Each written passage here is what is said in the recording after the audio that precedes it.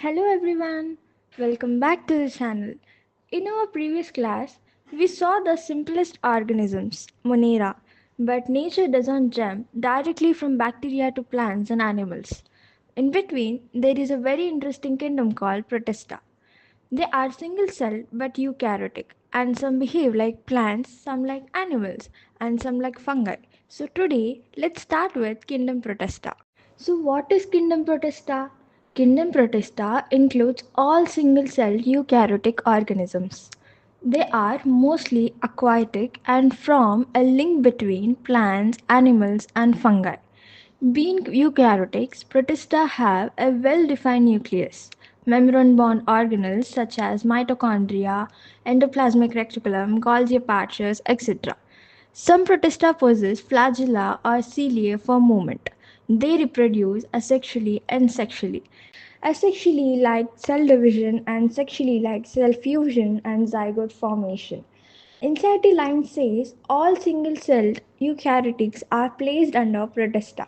Protista is mainly divided into chrysophytes, dinoflagellates, euglenoids, slime molds, and protozoans. Now let us understand chrysophytes.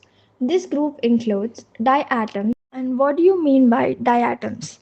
So, diatoms are tiny plant like organisms that make their own food and float in water. Chrysophytes are found in freshwater and marine water. They are microscopic and float passively on plankton. And what are planktons? So, planktons are tiny living things in water that move with the flow of water. Most cryophytes are photosynthetic. They make their own food by using sunlight. Now let us understand special features of diatoms. Diatoms have a silica cell wall which forms two overlapping shells, like a soap box. These walls are indestructible and get deposited over time to form diatomaceous earth. Indestructible means they are very strong and not easily destroyed. Now let us learn about the uses of diatomaceous earth.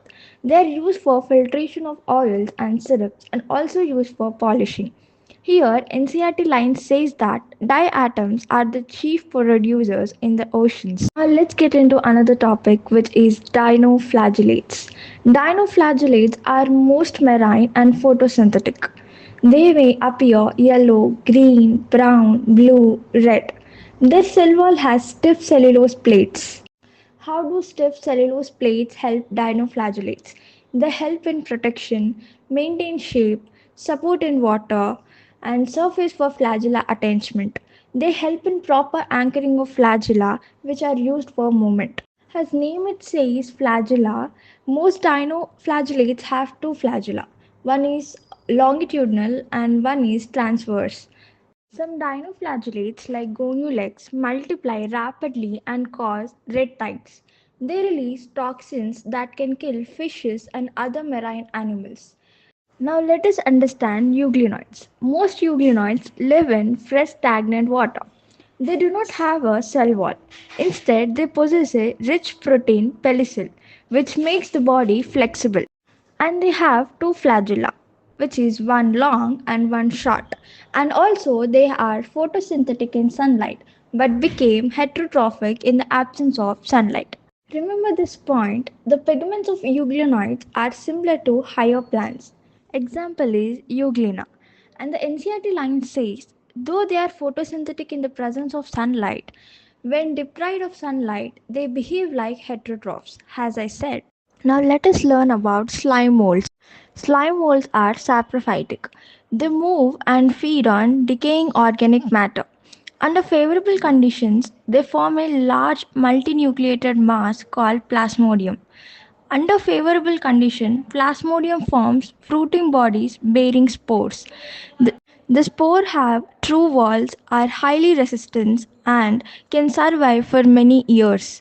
Now let us understand protozoans, animal-like protistans. Protozoans are heterotrophic and may be amoeboid protozoans, flagellated protozoans, ciliated protozoans, and sporozoans. Now let us learn about amoeboid protozoans. They found in fresh water, seawater, or moist soil. They have by pseudopodia. Example, amebia. Some are parasites. Example, Anatomobia histolytica. Next one is flagellated protozoans.